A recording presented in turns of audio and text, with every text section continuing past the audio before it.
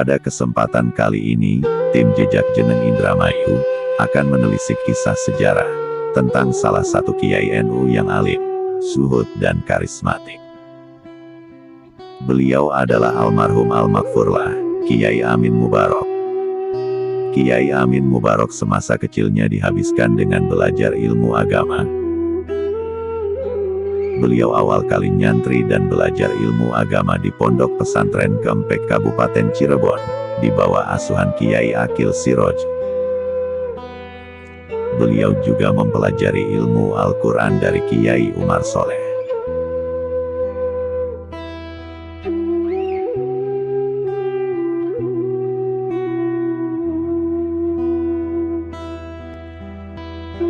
Kiai Amin Mubarok belajar ilmu agama di Pondok Pesantren Kempek selama 9 tahun. Kemudian melanjutkan di daerah Kediri, Jawa Timur, di Pondok Pesantren Lirboyo, yang kala itu masih di bawah asuhan Kiai Mahrus Ali. Tidak lama di Lirboyo, hanya 2 tahun beliau nyantri di sana, kemudian melanjutkan nyantri di Tuban selama 4 tahun.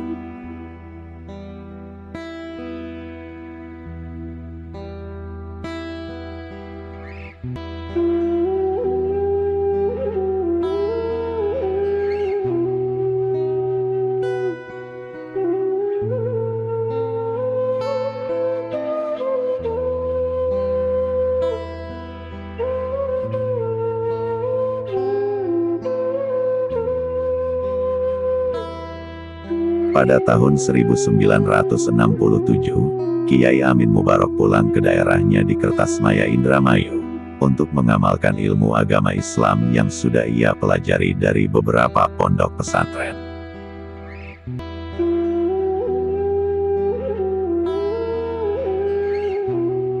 Kiai Amin Mubarok juga mempunyai pondok pesantren, yakni Pondok Pesantren Sirojut Tolibin.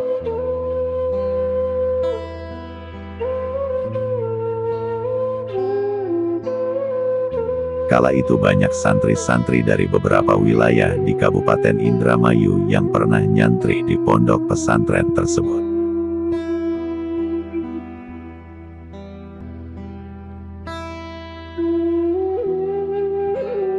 Setelah berkiprah di bidang ilmu agama Islam, pada tahun 1971, Kiai Amin Mubarok ditunjuk menjadi anggota DPRD dari Partai NU.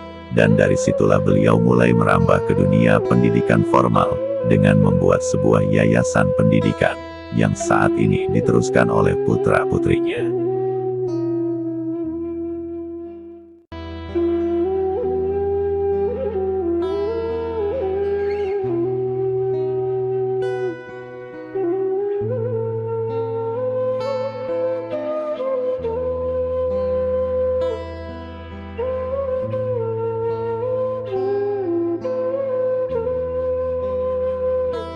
Kiai Amin Mubarok juga pernah menjabat sebagai pengurus NU Kabupaten Indramayu.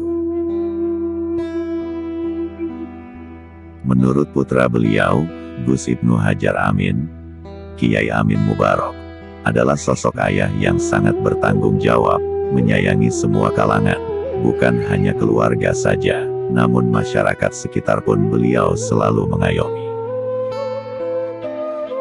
Ketika beliau wafat di tahun 2004, keluarga dan masyarakat sekitar merasa kehilangan sosok beliau.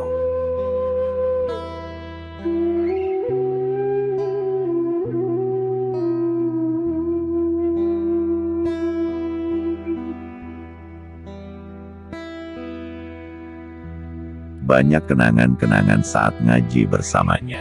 Terlihat pondok pesantren yang dulu pernah dihuni oleh ratusan santri dari berbagai wilayah di Kabupaten Indramayu.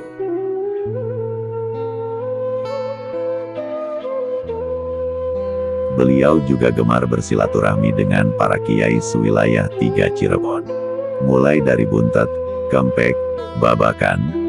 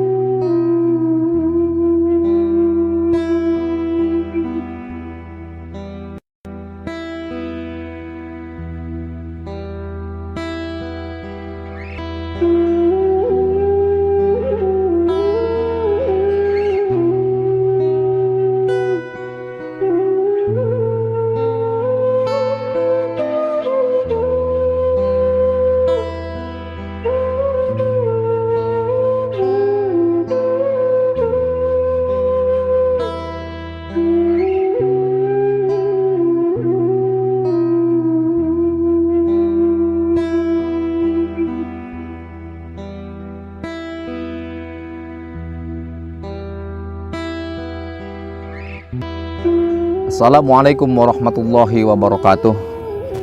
Bismillah, alhamdulillah, wa ala alihi wa sahbihi wa mawalah, la haula wa la quwata illa billah, amma ba'dah. Sahabat-sahabat jejak jeneng yang dirahmati Allah Subhanahu wa taala.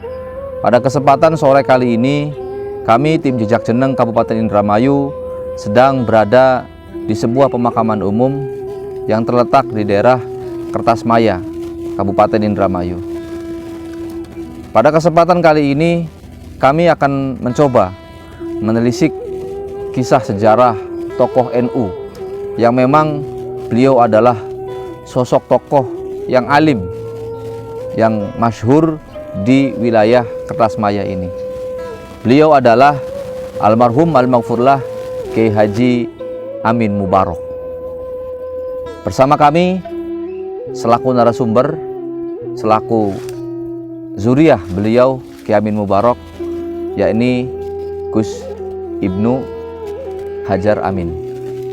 Kita akan tanya-tanya menelisik seputar kisah sejarah tentang beliau Kiai Amin Mubarok.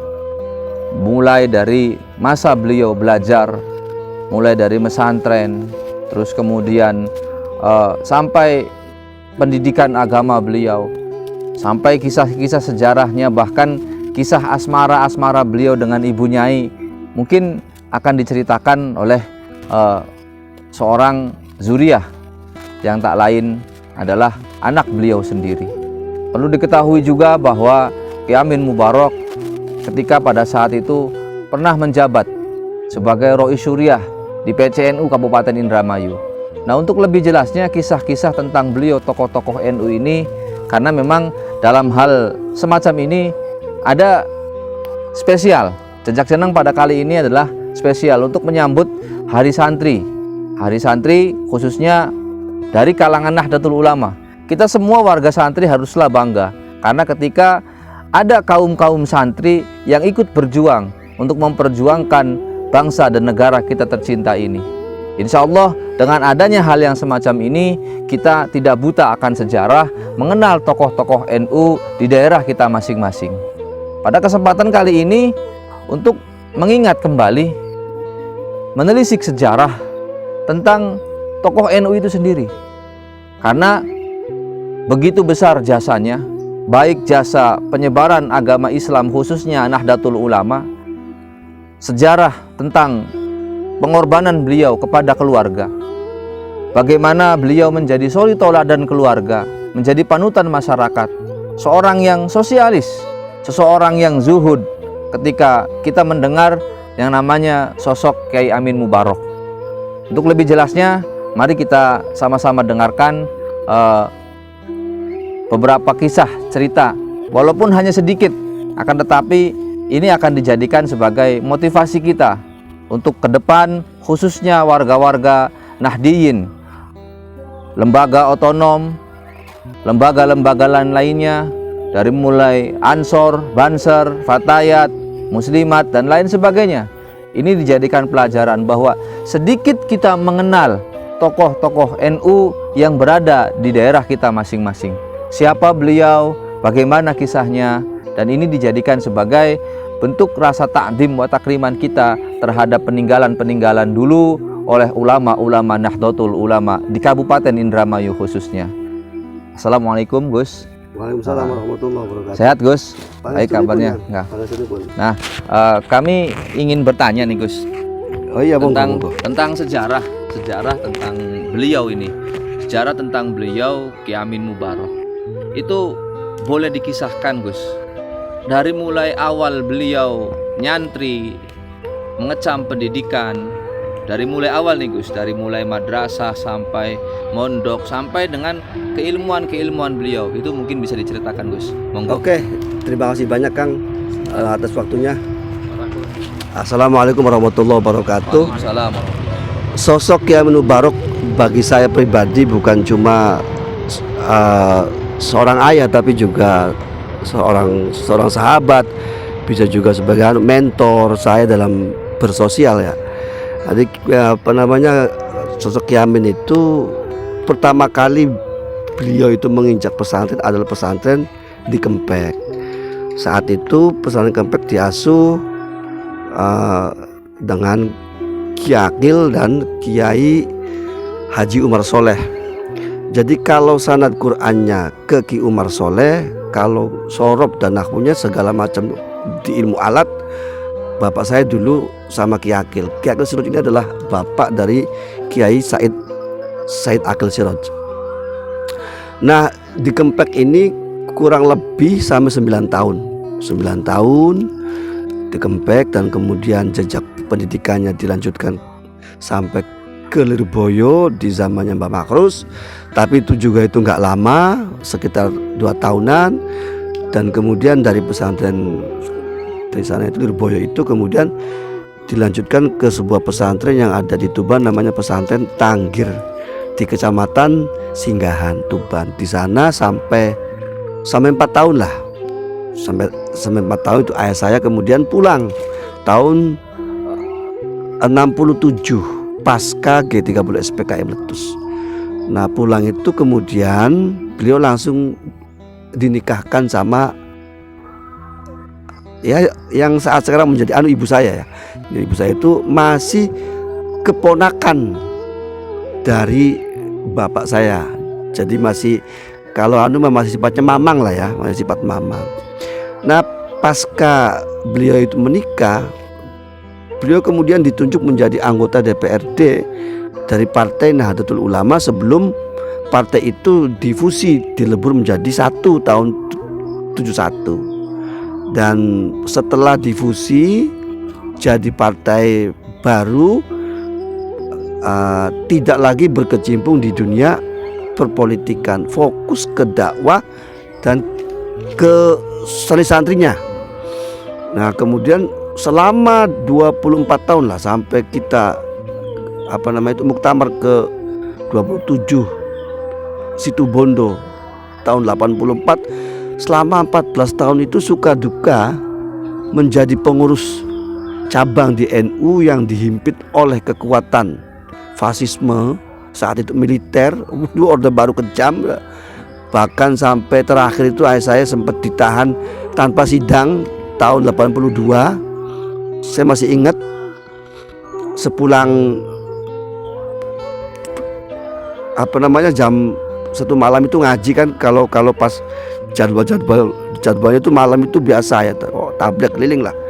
Nah, sepulang dari sebuah desa yang ada di sekitar kemudian pulang jam 1 malam dijemput paksa sama TNI saat itu untuk naik truk, dan kemudian dibawa saya, dan sempat ditahan tanpa proses persidangan selama 2 minggu. Nah, bisa sampai dikeluarkan itu separuh kiai-kiai di Cirebon, dari Kiai Buntut, Kiai Babakan, Kiai Kempek itu tantangan kayak semacam untuk jaminan untuk sesegera mungkin melepaskan Ki Amin Mubarok dari sel. Nah, pasca tahun 84 setelah kita bermuktamar ya, jamiah kita bermuktamar di Situbondo, kemudian jamiah kita Nahdlatul Ulama kembali pada jalurnya. Jalurnya itu jalur sosialnya, jalur ke sekolah-sekolah yang formal. Sepulang dari sana kemudian membentuk satu yayasan yang bertugas untuk membuat sekolah-sekolah yang berlabelkan Nahdlatul Ulama, termasuk yang di hari ini kemudian di Indramayu menjadi jumlah sekolah yang berlabel Nahdlatul Ulamanya terbanyak di Jawa Barat. Dan itu saya kira jadi berkah muktamar ke-27 saat itu. Nah, kemudian pasca tahun 84, pasca dari muktamar itu kita kiai-kiai sewilayah 3 Cirebon membentuk tim kecil yang namanya Safari Khitoh, yang diisi oleh Kiai Fuad Hashim Buntet, Kiai Fuad Amin Babakan, Kang Ayib dari pesantren Kempek. Kemudian mereka bermusyawarahkan untuk membuat formulasi baru bagaimana gerak dakwah Nahdlatul Ulama di wilayah 3 Cirebon pasca muktamar ke-27. bagaimana kita bersikap terhadap birokrasi, bagaimana kita bersikap terhadap semua umat yang mesti kita kita bina, terhadap pesantren-pesantren yang sudah dimiliki oleh kiai-kiai, bagaimana formulasi gerakan itu akhirnya termaktub atau tercetus pada sebuah tim yang namanya Safari Hito. Dan saya bersama teman-teman putra-putra kiai yang saya sebutkan tadi sedang berusaha ini. Formulasi tim Safari Hito itu seperti apa, targetannya bagaimana, kemudian tim yang di dalamnya siapa-siapa saja. Saya juga sudah pernah berdiskusi dengan beberapa gus-gus lah ya, dari putra-putra kiai dari pesantren gus-gus dari Ki Fuad Hashim dari Butet, gus-gus atau anak-anak kiai dari Kiai Fuad Amin, juga pernah sempat diskusi kecil lah. Cuman masih sebatas diskusi, belum sampai ke tingkatannya lebih konkret untuk menggali teksnya, terus juga itu menggali skripnya. Kita masih belum sampai ke sana lah. Nah, kemudian sosok Ki Amin yang saya kenal juga, beliau itu mampu jadi di ritme di kehidupannya itu mampu beliau jaga.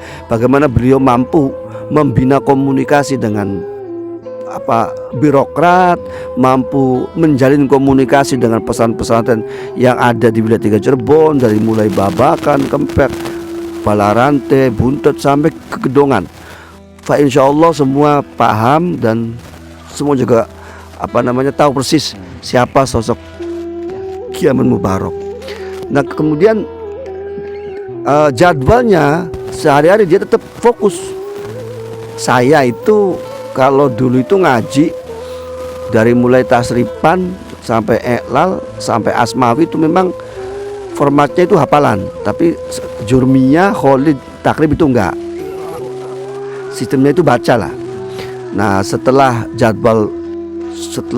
sholat maghrib biasanya itu ngaji Quran sampai isya, dan setelah isya kita sambung lagi dengan beberapa kitab kecil, macam Sulam Taufik, macam kitab-kitab yang fikihnya, kitab-kitab yang lain itu.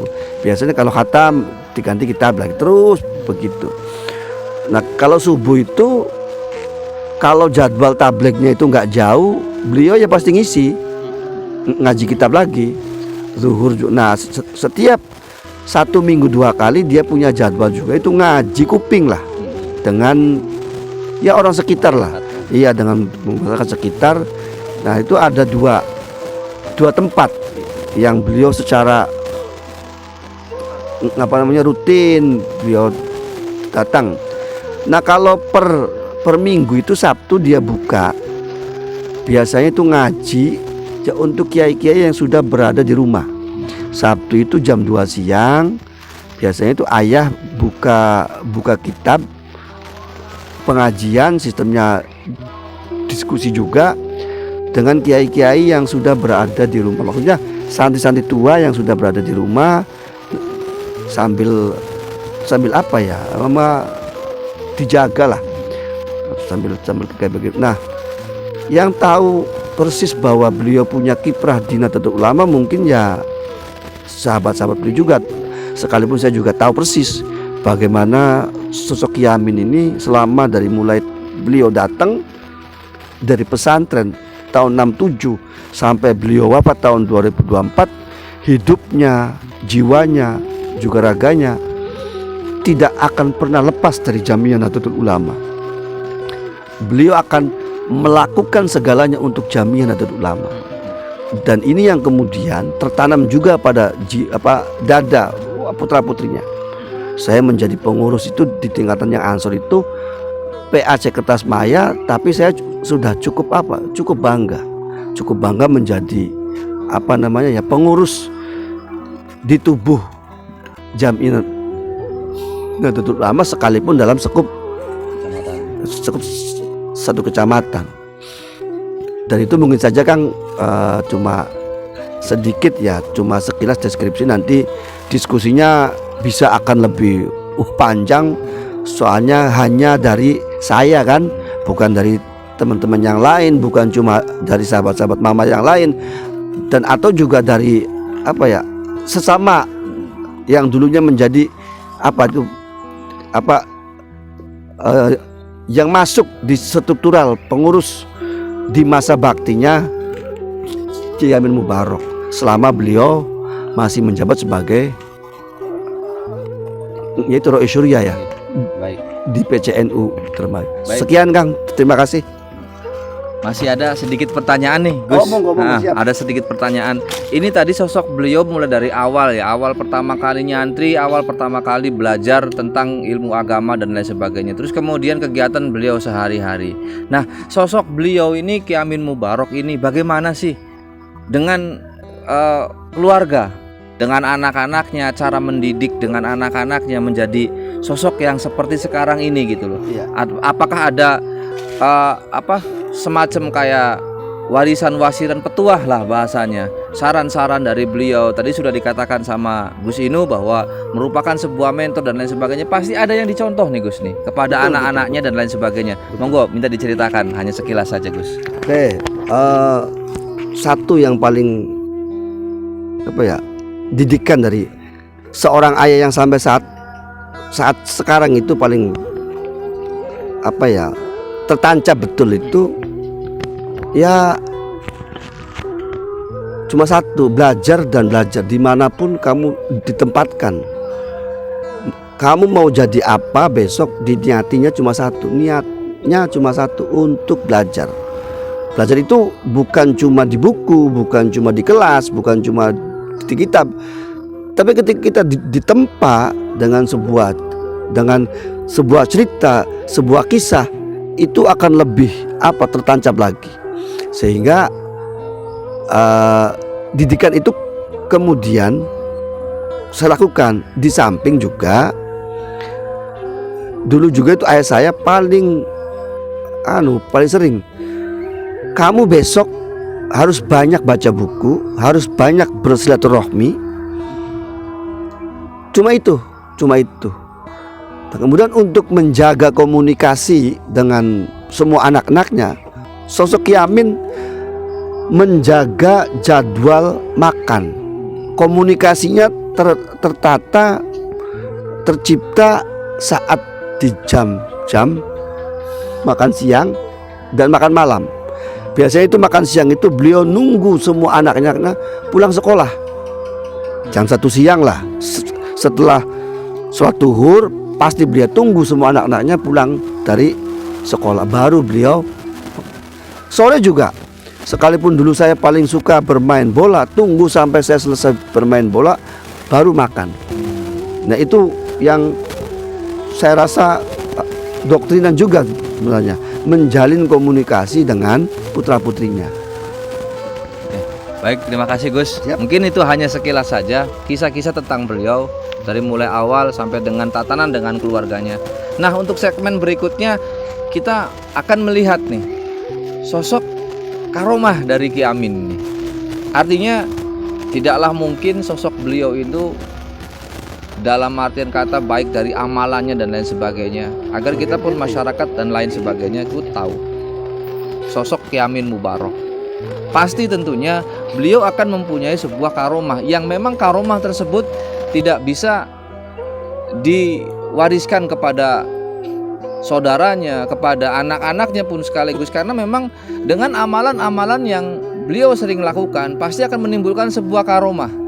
Nah, dalam hal ini kita akan menanyai langsung setelah kita melakukan sebuah tadi penelitikan di hadapan makom beliau, dan tentunya dibarengi dengan doa bersama mendoakan beliau sekaligus mendoakan kami tim Jejak Ceneng Kabupaten Indramayu, mudah-mudahan mendapatkan berkah, wasilah, dan karomah dari Sohibul Makom almarhum al-maghfurlah Kiai Amin Mubarok. Kita akan coba dengarkan bersama paparan dari praktisi kebatinan tim Jejak Ceneng Kabupaten Indramayu, Kang Ustadz Syarif Maulana Rohman, untuk menelisik apa saja karomah-karomah dari beliau almarhum al-maghfurlah Kiai Amin Mubarok.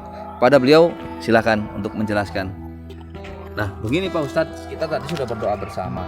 Ada beberapa hal yang memang saya pribadi dan teman-teman pun juga merasakan.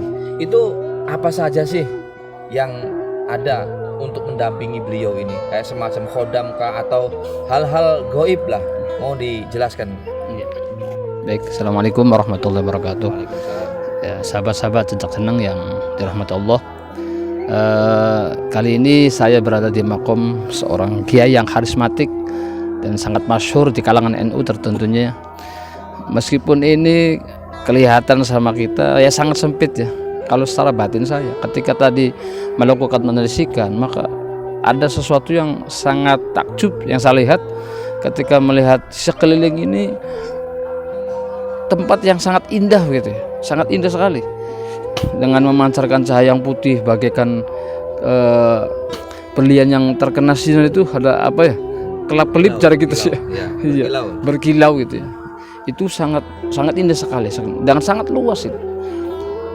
Dan ini saya melihat beliau sendirian, artinya di tempat yang sangat dimuliakan lah bagi sosok seorang Kiai Mubarak.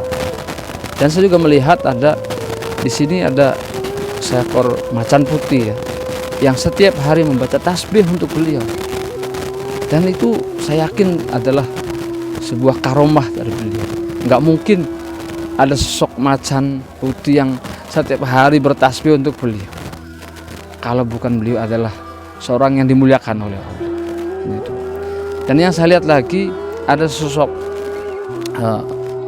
orang yang berjubah putih, ada dua samping kanan samping kiri beliau yang selalu mendampingi beliau sampai saat ini. Dan saya merasakan bahwa beliau seperti tidak meninggal gitu, karena beliau ada.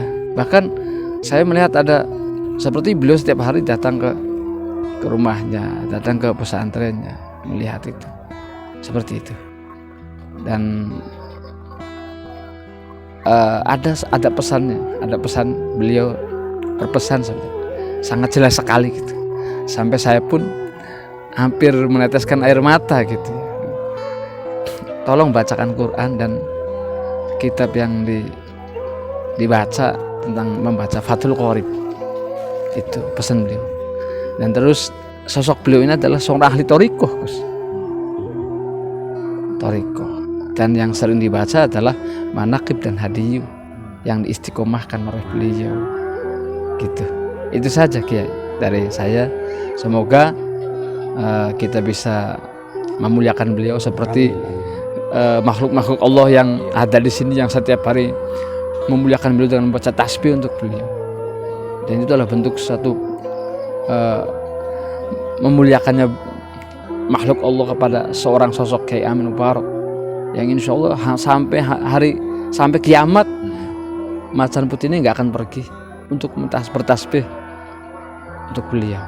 Itu saja yang dapat saya sampaikan. Semoga ada manfaat untuk kita semua agar bisa mencontoh. Mungkin ini karena sosok kebaikan yang beliau lakukan semasa hidupnya. Terima kasih. Itu tadi sahabat-sahabat sejak senang yang dirahmati Allah Subhanahu wa taala, beberapa pesan-pesan sudah diutarakan oleh praktisi kami. Mudah-mudahan ini juga dijadikan sebagai intibar kita, menjadikan suri tauladan kita, khususnya santri-santri beliau almarhum Kiai Amin Mubarak ini.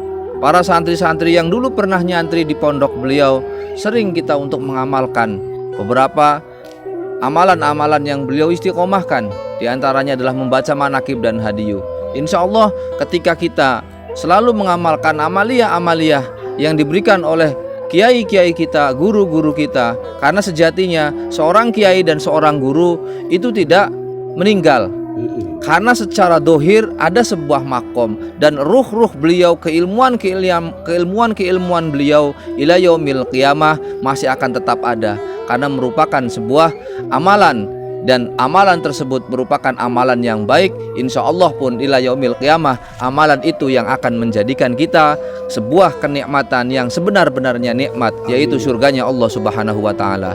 Mudah-mudahan dengan kegiatan kali ini kita semua mendapatkan berkah dan mendapatkan hidayah dari Allah Subhanahu wa taala, mengingat sejarah, menelisik sosok tokoh-tokoh ulama, penyebar-penyebar agama Islam, baik itu di zaman dahulu ataupun di zaman yang sekarang ini. Insya Allah kita akan mendapatkan keberkahan dari Allah Subhanahu wa taala dengan tetap memegang teguh rasa nasionalisme, rasa persatuan dan kesatuan kita terhadap bangsa dan negara.